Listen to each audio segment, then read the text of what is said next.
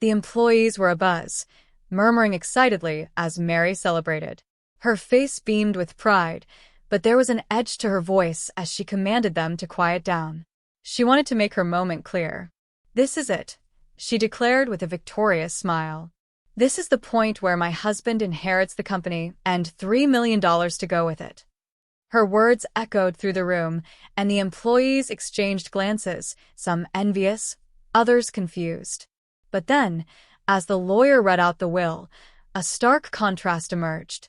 My older brother, Tom, sat with the will in his hands. His face drained of color, and the room's mood shifted dramatically. He looked up at Mary, confusion and disbelief written all over his face. Something was wrong. This moment builds suspense about the inheritance. "Lucy," I said to myself, 29 years old, and already I know more about this company than most people ever will. Growing up, I watched my father put everything he had into building a company from scratch. I could feel the weight of his sacrifices. The debts, the late nights, and the constant stress. He carried it all, and as a child, I knew how difficult it must have been. But through it all, he never gave up. My mother, though, she was the quiet force behind the scenes. A dedicated clerk, working day after day to keep the business running smoothly. She never asked for anything, but I wanted to give her everything. I often think back to my high school years when my parents encouraged me to pursue my own dreams. But no matter how hard I tried to look elsewhere, my heart always pulled me back to the company they had worked so hard to build. Tom always had a different approach to life. While I worked hard to learn about the business, Tom had a sense of entitlement about it. He proudly told anyone who would listen that he was going to take over the company one day. His college friends would joke about his safe future as the next president, and he reveled in their envy. But there was one conversation I'll never forget. "Tom, you have a sister," one of his friends remarked. "What about her? Isn't there going to be a fight over who gets to lead the company?" "Oh, Lucy's just a high school graduate," Tom scoffed, dismissing me with a wave. "She does all the behind-the-scenes stuff, but she'll never have what it takes to run the business." Tom and Mary quickly became the golden couple in our family. A lavish wedding, a honeymoon overseas, and a mansion that screamed wealth and success. But behind closed doors, I could sense the distance between them and the work I was putting into the company. Mary, of course, was content. Why wouldn't she be? Tom catered to her every whim, showering her with gifts and attention. But as I watched their lives unfold, I couldn't help but wonder, would she ever understand the value of hard work the way I did? Unlike her, I wasn't seeking a life of luxury. I wanted to make a real difference in the company, even if it meant working quietly behind the scenes. But I knew that Mary, with her flashy tastes and material desires, would never appreciate that. The moment came when my brother opened the will. He held it in his trembling hands, reading it aloud. The words were clear, but their impact was anything but. Tom's voice wavered as he read, his confidence slipping away with each sentence. I could feel the weight of my father's decisions in that moment. He had chosen differently than we all expected, and the room fell silent as my brother's face turned an ashen shade of gray. My father had left the business to me, not Tom. The legacy, the inheritance, all of it. Tom's world crumbled around him, and Mary's face contorted with disbelief. This was my moment, but it had cost more than I could have ever imagined. Tom's arrogance had led him to believe the business was his for the taking, and now he would have to face the consequences of his assumptions. As I stood there, the weight of the will in my hands, I realized the responsibility I now carried. It wasn't just about the company anymore. It was about proving to everyone, including myself, that I was capable of leading. The family would never be the same. Tom would never look at me the same way again. And Mary, she would never accept that I was now at the helm. But I was ready to fight for what was rightfully mine, and to rebuild the company my father had worked so hard to create. "Lucy, you don't look like the CEO's daughter," Mary said with a cruel smile. She would often make this comment, usually at family gatherings, her laughter cutting through the air as if to diminish everything I worked for. "I don't like to live a lavish lifestyle," I responded quietly, trying to remain composed. Mary stared at me as though she pitied me for not understanding the luxuries that came with being the daughter of a powerful business owner. "I feel sorry for you," she said, her voice dripping with sarcasm. "You were born into this wealth, and yet you have no idea how to spend money. You still live at home with your parents, don't you? And you work so hard, yet you don't need to. You have everything at your fingertips, Lucy." Her words stung, but I didn't let them show. What Mary and Tom didn't understand was that I didn't care for a life of excess. I wanted to make a real difference, to build something that my father would be proud of. Tom joined in, his voice dripping with judgment. "You're the president's daughter, yet no one sees you that way. Men should be flocking to you, right?" "I'm sure that's true," he said, clearly amused. "Lucy's always been so modest, no one would even guess her father is the president of the company." "There are still many things I don't understand about the business," I said, trying to explain. "Some of my coworkers are far better at their jobs than I am, so I can't act like a big shot. I'm still learning." But my brother wasn't having any of it. He scoffed. "That's why you're useless. A boss needs to stand tall, to command respect. If you keep working like this, you'll only be seen as weak. Let the employees handle the menial tasks. You're the boss, Lucy." I tried to respond, but Tom cut me off. "A logical woman isn't well liked by men," he said, his words designed to wound. Mary chimed in, her voice sharp. "If you keep acting like this, I'm sure you'll never get married. You should try to make yourself more appealing." My brother's eyes flickered with amusement. "Yeah, well, when I become president, I might just fire a humble employee like you," he said, mocking me before he and Mary left the room. My mother, who had remained silent throughout the exchange, pulled me into a hug once they were gone. "You're doing an excellent job at the company," she whispered. "Don't let their words get to you. You're helping your father and me more than you know." My father nodded solemnly, his face as serious as I had ever seen it. "We've already expressed our concerns about Tom to him," he said quietly. "But he's stubborn. Don't worry about it." However, after that confrontation, Tom and Mary grew increasingly distant, avoiding family visits and only appearing when absolutely necessary. Tom and Mary's lifestyle continued unabated. They spent their days dining at the finest restaurants, vacationing at world-renowned resorts, and flaunting their wealth to anyone who would notice. It was all about creating the illusion that Tom was destined to take over the company, that he was already living the life of a future president. My father, on the other hand, worked tirelessly, continuing to expand the company despite the growing tensions within our family. He never once complained about the pressure, even though I could see how hard it was for him. One night, however, everything changed. My father, normally a pillar of strength, suddenly clutched his chest in pain. "Dad, are you okay?" I rushed to his side, panic flooding my veins. "We need to get you to the hospital. I'll call an ambulance right now." But as we waited for the ambulance, my father's condition worsened. In a labored breath, he pointed to a drawer and told me he had something for me. "I want you to read this if anything happens to me," he gasped, his voice barely audible. "Everything else is up to the lawyers." I grabbed the letter from the drawer and held it close to my chest, tears welling in my eyes as I read his words. Before I could even ask him more questions, my father lost consciousness. Despite our frantic efforts to get him medical help, my father passed away before reaching the hospital. I was left standing in the hallway, helpless, with only the letter to guide me through the uncertainty that lay ahead. Tom and Mary returned from their vacation 2 days later, strolling into the funeral with smiles on their faces, as if nothing had happened. Tom's words hit me like a slap in the face. "We're just glad we got back in time for the funeral." I couldn't believe my ears. How could they be so indifferent? My mother and I had been left to handle everything, making the funeral arrangements alone, and yet they acted as if it was just another social event. I pulled Tom aside, away from the employees, and asked quietly, "Couldn't you have come back earlier? Your father needed you." Tom just shrugged, offering no apology. "I couldn't. We had already booked the flight," he said coldly before turning back to address the employees, as if he hadn't just dismissed my grief. "Thank you all for your help," I said, standing before the gathered employees and my brother.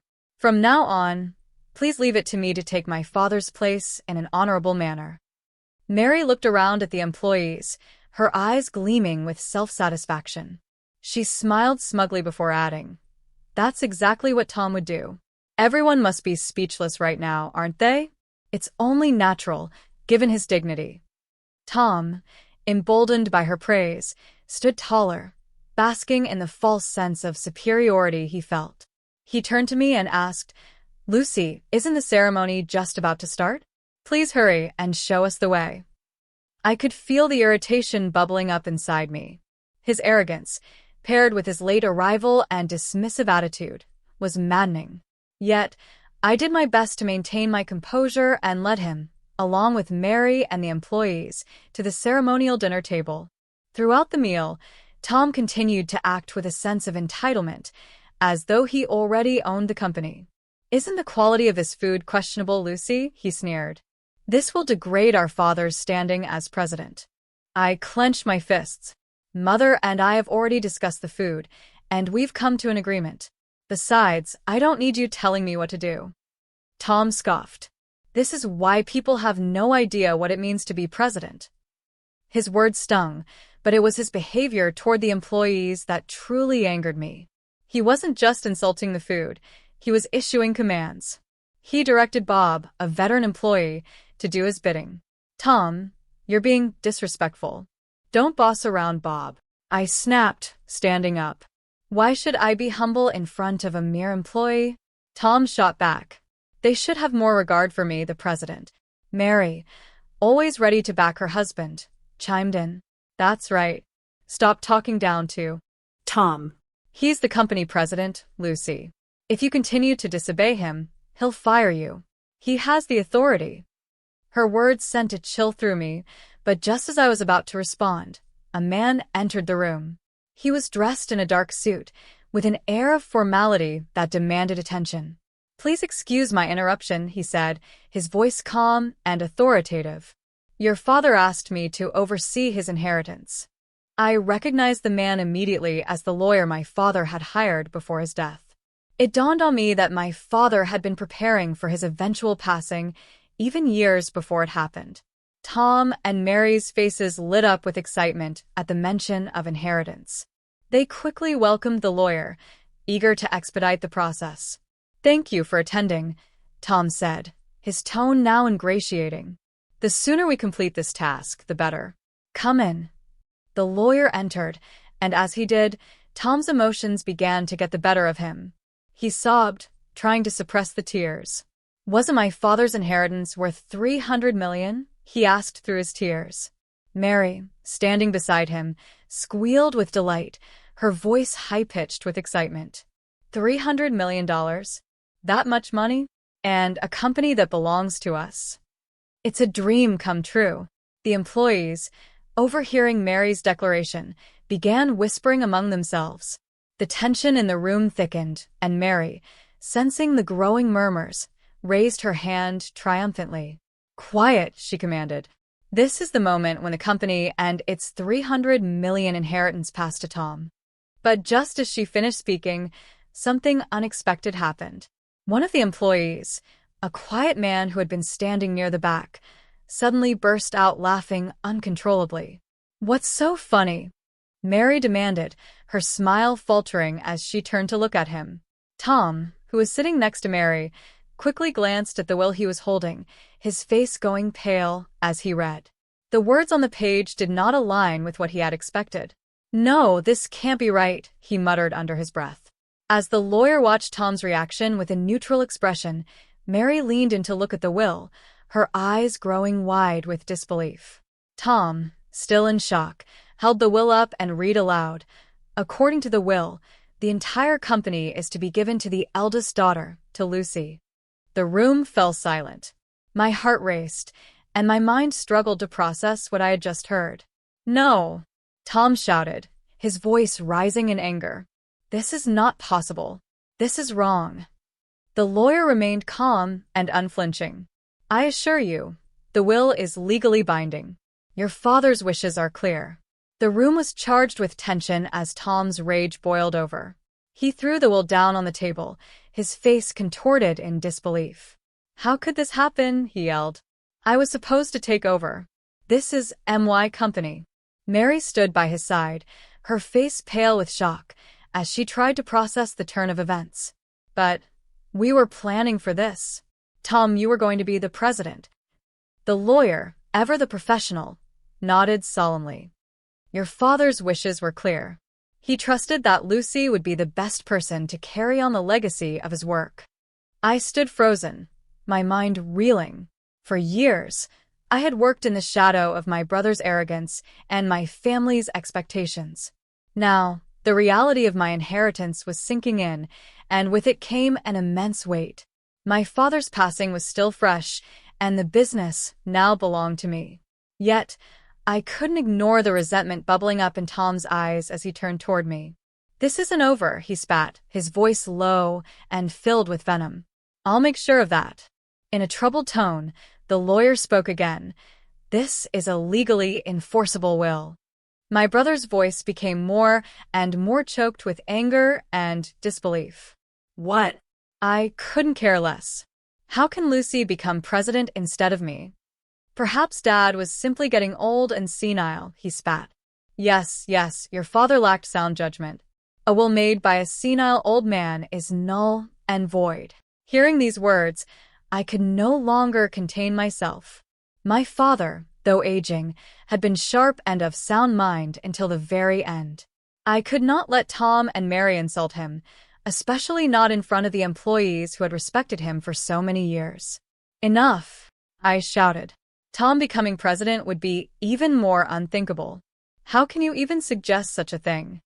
Tom's face turned red with fury. "What are you trying to say? That I'm unfit to be president?" Without hesitation, I responded firmly, "Yes, you are. How can you be president of a company you've never once helped?" Tom's arrogance flared. "Mary and I even built a house fit for a president. We went to great lengths to make me look the part. Do you mean building a mansion unsuitable for a man of your stature? Or dining at fancy restaurants to look important?" I retorted. "That's not good for business. It's only money after all. Didn't Father cover most of the costs for the new house and those extravagant trips?" Tom's expression twisted. "How would you know that?" I reached into my pocket and pulled out the letter my father had left me just before his death. Before he died, Dad gave me a letter. In it, he detailed all the money he had spent on you, and he said it would be given to you as a gift during his lifetime. As a result, your share of the estate is practically nothing. Mary, hearing this, panicked. "Wait a second. Is this inheritance worth $300 million? Did we already spend that much? This is unfair. We should have received more." One of the employees who had burst out laughing earlier approached Mary and calmly explained, "The $300 million comes from the company, not personal assets. I believe all the employees here are well aware of this." "Money from the company? Isn't that something that can't be inherited?" I replied, looking directly at Mary. "That's right. Money from the company doesn't belong to the family. Your share is negligible, and I think that breaks my heart." My brother's face paled as the reality of the situation set in. He stood up, suddenly filled with rage. "You want your company president to be a plain woman like Lucy? You must believe I'm more qualified than her. I have the same amount of charisma as my father." Not a single employee agreed with him.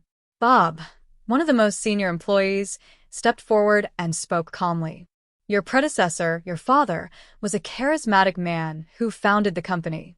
But you and he are not the same person. What you have is arrogance, not charisma." Tom's anger flared. "What are you talking about?" Bob continued, unwavering. "You may be an employee of the company, but we rarely see you at work. That's because you've been too busy networking and enjoying yourself to focus on the business. You call going on trips and enjoying luxury networking? That's not what this company is about. Lucy, on the other hand, has worked hard every day to learn more about the company while performing behind-the-scenes duties. She's the right person for the job." The other employees nodded in agreement. Their support gave me strength, and I spoke up. "Thank you, Bob, and thank you to all of you for your trust. To be honest, I'm surprised by this sudden turn of events. But I've witnessed my father's passion for this company firsthand, and I care about it just as much as you do. I look forward to working with all of you as we continue to grow the business." The employees erupted into applause, their support overwhelming. I bowed deeply, humbled by their faith in me. All of you here are important friends who have helped make our business what it is today. Anyone who ignores your contributions is unfit to be an employee, let alone the company's president. A president who disrespects employees will soon find themselves without any. My brother's face twisted with frustration. "What are you talking about?" "I'm your brother," he exclaimed. "What exactly are you trying to say?" I shot back. "You even said that if you became president, you would fire me. Now you're upset because you can't bully your way to the top."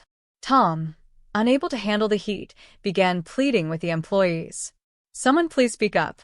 You all can't just stand there and let Lucy do this." But no one spoke. The room was silent, save for the cold stares directed at him. It was clear that Tom had no support left. Realizing this, he and Mary fled the scene, leaving me with the employees who had rallied behind me. From that day on, Tom lost his position and struggled to survive on the small inheritance he had received. But even that didn't last long. "Can you lend me money, Lucy?" he asked me one day, his voice filled with desperation. I threw him to the ground, disgusted by his refusal to find his own way. "No," I said coldly. "Don't expect me to help you. You made your choices, and now you must face the consequences."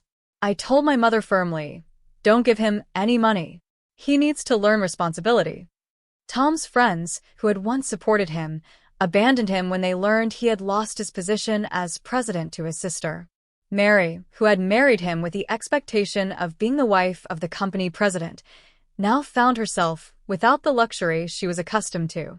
As their living expenses became unsustainable, Tom and Mary sold their mansion, but the money from the sale didn't last long. Without any income, they eventually exhausted their savings. Unable to find stable work, they resorted to part-time jobs. Tom, who had never worked a day in his life, found himself working at a convenience store, where his younger coworkers criticized his incompetence. Mary, too, had to take up a job as a cashier at a supermarket. Meanwhile, I was steadily growing the company with the help of Bob and the other employees.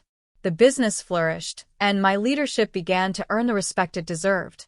Tom and Mary's downfall had, ironically, brought the employees closer together. I vowed to continue working hard with my mother and the dedicated employees, expanding the company and honoring my father's legacy.